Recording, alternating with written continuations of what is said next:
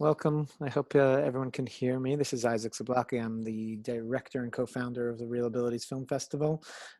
Sorry for the confusion about the link and there are a lot of moving parts here this week, and we thank you for your patience with us. This whole festival has moved online in a matter of just a couple of weeks, and I was just noting to think about it that it's not just like to move pretty much a whole festival. I mean, 90% of our festival moved online, and that's amazing that we were able to do all of that. But this is a special festival. This is a festival that needs to be accessible, and for that we had to really work on many more moving parts, and creating extra links for the audio description, creating all of the information for how we're going to access these conversations, making these conversations accessible. Speaking of which, this is a good time to mention that these conversations are being closed captioned live by a human being, and that means not a machine. And you could access those on the bottom of the page. We're also going to put that in a message in the chat area, so those who need that can read that. The Q&A today, just so you know, we continue, and I'd say this entire festival is really an experiment, and we're going to continue to try out new things. And for today, if you want to ask questions, please use the chat box for the place to ask questions. If you cannot type, or you need to ask the question verbally, all you need to do is go to the participants tab on the bottom of the screen and raise your hand. I don't know if anybody saw me doing it now, but I just raised my hand.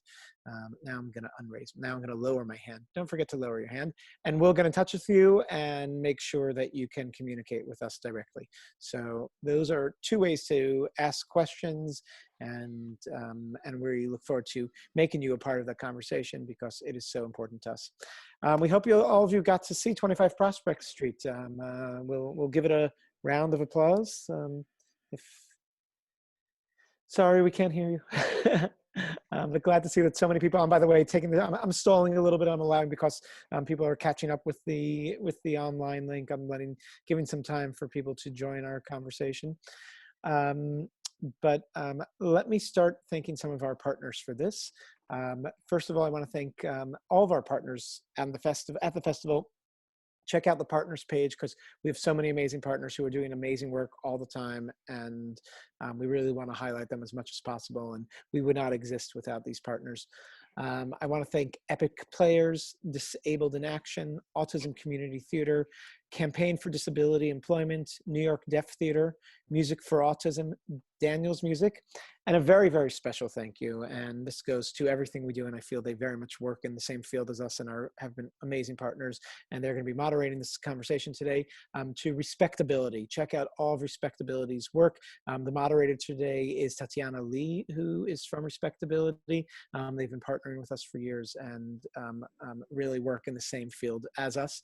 I also want to give a big thank you to, we're run out of the Marlene Myerson JCC Manhattan, and I want to give a thank you to the Center for Special Needs.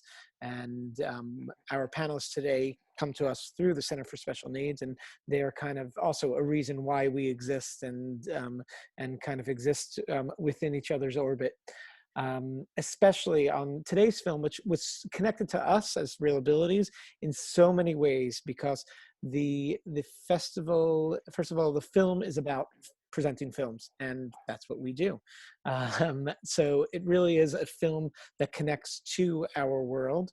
But also it's about employment of people with disabilities, and that is something, first of all, employment today, of course, is something that's very much on most people's minds, but of people with disabilities, something that's on our minds constantly and has become a huge topic for us over the years.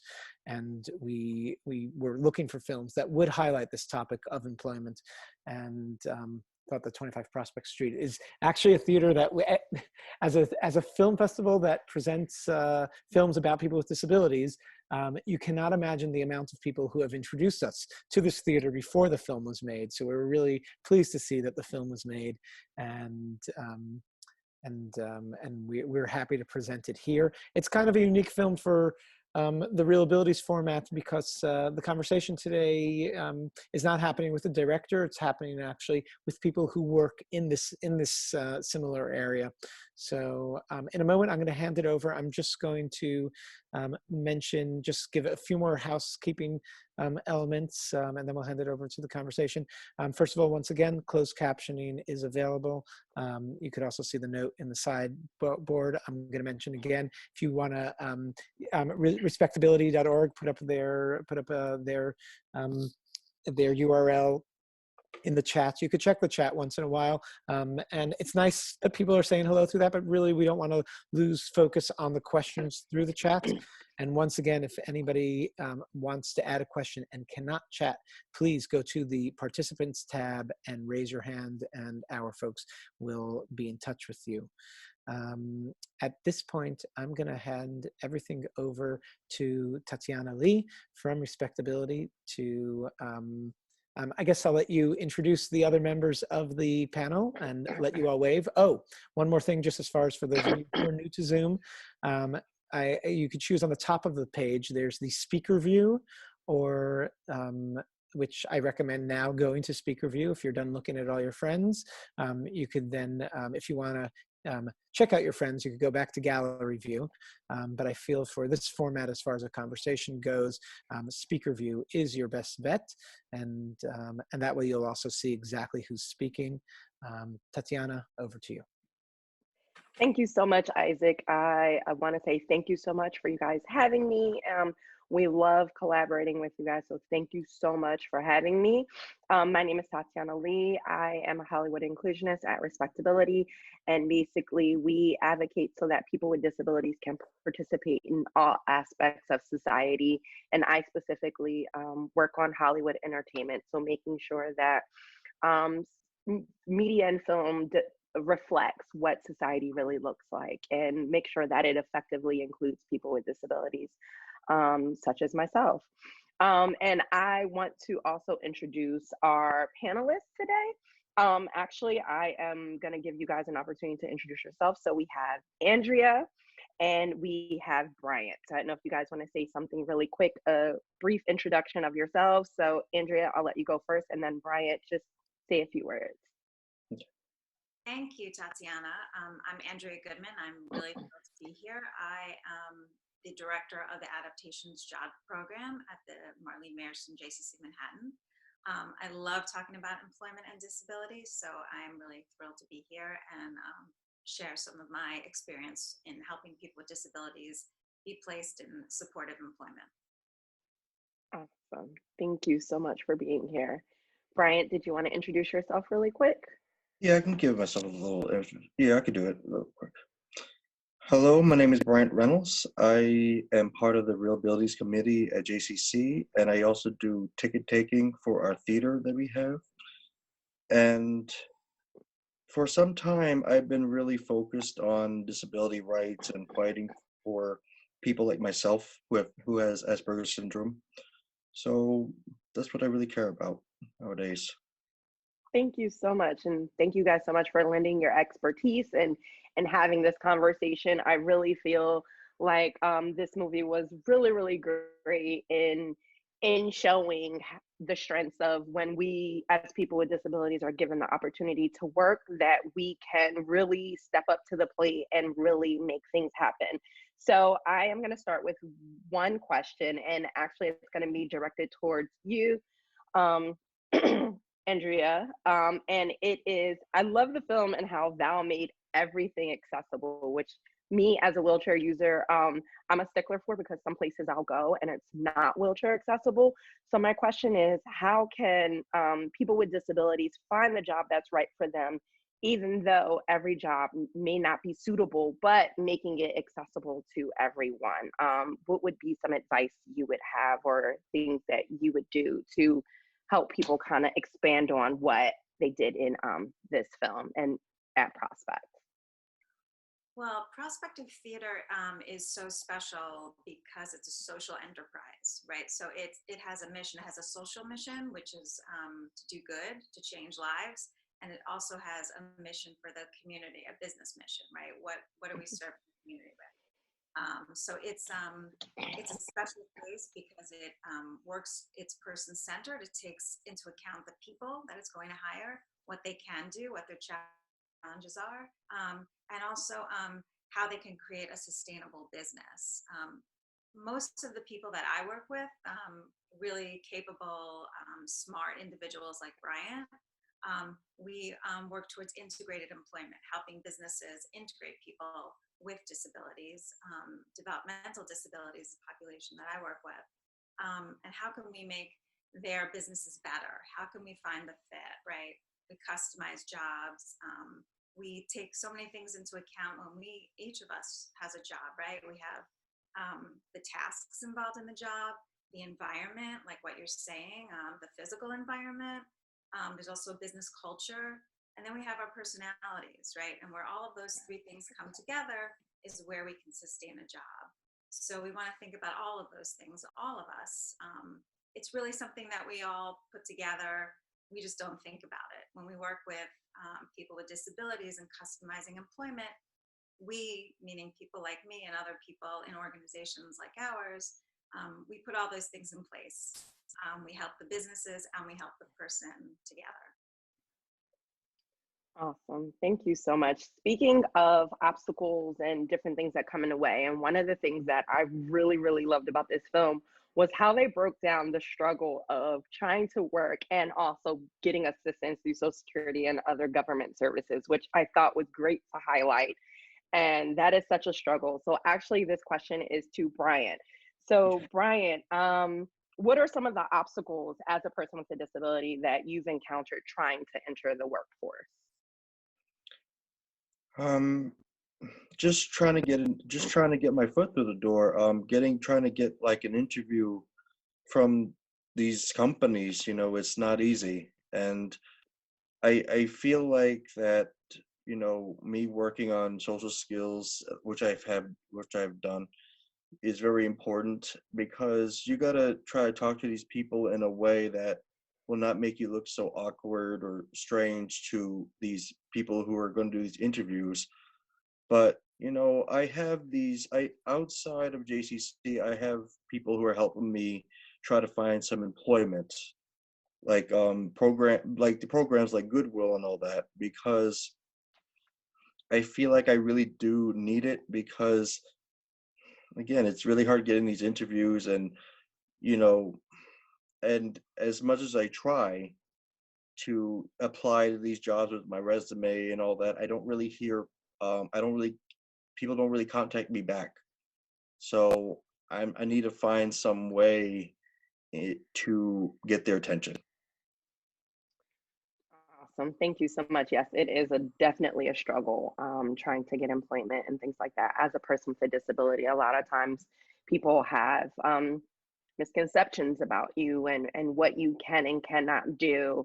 And sometimes they don't even give you a chance. So it is important for us to have those allies and people that will help push us and, you know, help us develop the things that we can't, that aren't our strengths. So thank you so much.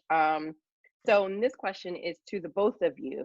What do businesses and organizations need to do in order to be an inclusive employee? So this is one that either of you can answer. What do you think from an employee perspective? And Andrea, if you can answer from an employer perspective of what can steps that people can take to be more inclusive?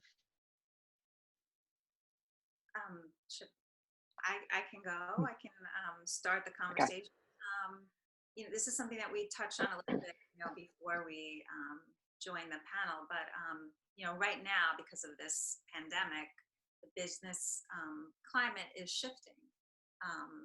Hopefully, there'll be a silver lining that will lead to a society that really thinks more of people that need help versus being more of a self-centered society. And just as Bryant mentioned, and as I mentioned, organizations like ours at the JCC, like Goodwill, there are some organizations out there that can help businesses find the talent in the diversity community.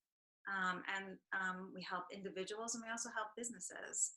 I know most businesses, especially the ones that I work with, have incredible values and they have a mission, and they just need some support putting those values into practice. So what we can do is come in. We often ask people what's on your plate that you'd like somebody else to take on. What's the culture here? We have a tremendous pipeline to incredible talent like Bryant. How can we help you? How can we meet your needs? How can we help the individuals? We take a holistic approach to people, just like in the film showed how individuals lived at home and how that played out in their employment. We take that approach, and we also take the business approach. What do businesses need?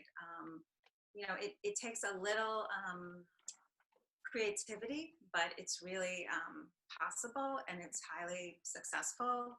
I think the benefits to businesses are just as meaningful as they are to individuals who have jobs. Thank you. Bryant, is there anything you would like to add on the perspective of being an employee, and what's something that you want to add to other employers that may want to hire people with disabilities? Maybe what they can do to be more inclusive of people with disabilities, or and you get what I'm trying to say. I can't get it out. No, I understand what you're trying to say. I think there's a trust issue, because people with disabilities were seen as people who, because people make the assumption that we can't do something because we have a disability. And I think, with that being said, I think that a lot of these organizations and businesses, they just need to try to be more open-minded about our abilities, because we want to go out and work, we want to make money, we want to live a good life, but we need these programs in order to help us make a bridge with these companies. And I think that when people employ us, they need to try to get to know us and to try to find a way to trust us more. So I feel that way we could feel more comfortable, and they could feel comfortable with hiring us. But I think there's that trust issue that a lot of employers have, and unfortunately, we still have some ways to go when it comes down to fully getting them to see us as people who are more capable than they think. Awesome. Very well said. Thank you so much. I know for me, as a person with a disability, having gainful employment is very important. Working for Respectability actually was one of the first consistent jobs I've ever had in my 30-something years of living, and to finally have that job where you feel valued and accepted and feel like you bring something to the table. This question is directed towards Bryant. How does it feel for you to work at the JCC and have a job that you love to do, and where you feel valued and that you're contributing? How has that affected you just personally? It has affected me in a really positive way. Before JCC, I always felt really uncomfortable the places where I worked. And I feel like, because I had my disability, I feel like there were people that just didn't understand me, and they thought I was, there was, again, back to that trust issue. But then once I got to JCC, all those problems went away. I felt like I could be myself. I felt like I didn't have to hide who I was. I could proudly share the fact that I had a disability.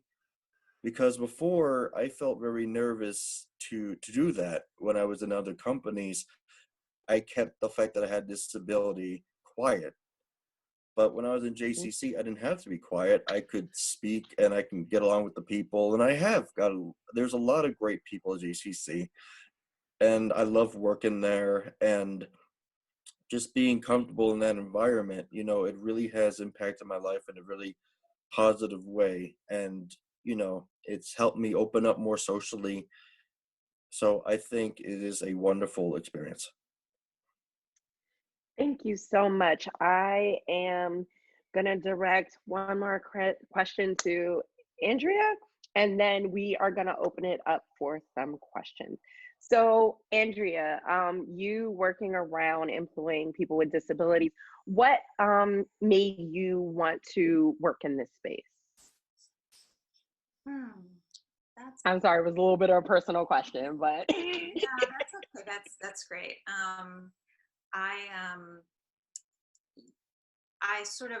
I came here more on a circuitous route, but I believe, first of all, especially in this climate, I'm grateful to work, but I'm also grateful to have a very meaningful job. I think I've my I have always worked with populations that needed a little more assistance with independence, so it was sort of a natural fit. I think that you know, the term special needs is really not the right term, right? Because I think what you see from the film and what you hear from people with disabilities and people without disabilities, we all have the same needs, right? They're not special needs. We all want work. We all want to have independence. We all want to find meaningful lives. And so it's the same needs as everyone. Disability is not the experience of a minority of people. It's an experience that's going to touch most lives. Most people at some point of their life may find themselves with a disability. And how do we include those people? You know, the film was so great because in entrepreneurships and small businesses, they really were, they laid the foundation for offering opportunities. They were like the gateway for people that were marginalized and underrepresented, like people with disabilities. And once we start changing the culture, right, we need a shift. Maybe now we'll have one.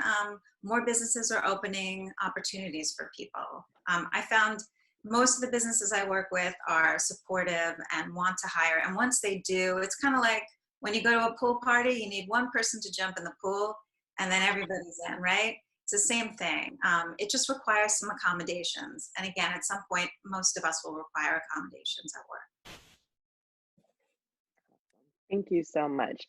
Okay, so I'm gonna go to questions in the chat box. So one is, Brian, a lot of people want to know, what kind of movies do you like making? Well, I like making films about, I've mainly been focused on disability rights, but I do want to try to get to a point where I could do other stories about, because I love fantasy movies and I love sci-fi stuff. So that's something I would love to do in the near future. But I don't really have that, as of right now, I don't have that much crew members, so I can only do so much. So as of right now, I'm just doing documentaries on people with disabilities in their lives. Awesome. Have you made any connections with anybody or anything to get more of your work out? I made some connections, but not a whole lot as much as I wanted. But I hope that I can make more connections in the near future. Awesome. Okay, this one is to Andrea. Hold on, let me go back. Okay, it says, hold on one second. What advice is there in terms of when and how to disclose disability to prospective employers? For example, I have an invisible disability that involves pain and limitations, which require modification. So I guess that question would be directed towards Andrea. That's a great question. And I wish I had a simple answer, but it's also complicated. There are many different opinions as to the right time to disclose disability. I think if you, if I think it requires some thought. I wish I had a set answer, but I don't. I think if it will impair your ability to do a job, then it's important that it is mentioned before. if it will be obvious at an interview, it's something to consider. Yeah. Thank you. Okay, wait, hold on. Okay. The system of decreasing Social Security and other government payments for people with disabilities who work seems disincentivize those individuals from working. How does this impact on people? What do you suggest for people? What do you suggest for the people who are helping? So with the whole Social Security thing, and it's a de-incentivize to stop people from working. So what are some suggestions you think that people that want to support, what can they do? I'm sorry, can you repeat the question? So the question is basically they're asking what is something that people that are supporting employing people with disabilities, what is something that they can do to help fix the issue with Social Security and when it comes to employment? People supporting people, meaning? Like allies or people that are employing people with disabilities. What is something that the other community that are allies can do to help support everything with going on with dealing with Social Security and employment? I mean, I think that's a timely question now too, right? Because many people now are dealing with that in the current climate. That information is constantly changing. In fact, I just read something today about the furloughs that are going on, how benefits are being affected now if there's a check coming in. Again, it's another very complicated question. The SSI, SSDI, the financial aspect is not I'm not an expert in that field. And right now it's all changing because of what's going on. So I don't have an answer for that. Okay. Gotcha. Next one is the film focused on physical space. Any thoughts on what happens when distancing is a factor? And that's very apt because some people with disabilities can't get out, just like I mentioned earlier. We can't get out. Some of us who, know what it means to be inside, this is not strange to us. But, with that distancing and not being there and, we're learning with all of this going on. But what are some thoughts you have about that when distance is a factor? I work with people with developmental disabilities mostly, and I can tell you that anxiety is one of the most prevalent co-occurring conditions. And so you can imagine today when anxiety is heightened, even something like that becomes an issue. And being inside and not being able to get out, that sort of distancing, not understanding the physical connection with people, the emotional connection with people, it's all very difficult right now, even more so difficult than usual.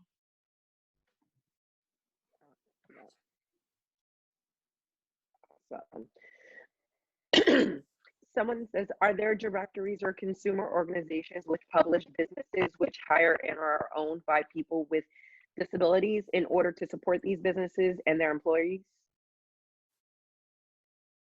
So some sources of places that that basically list different organizations or publish businesses that hire people with disabilities.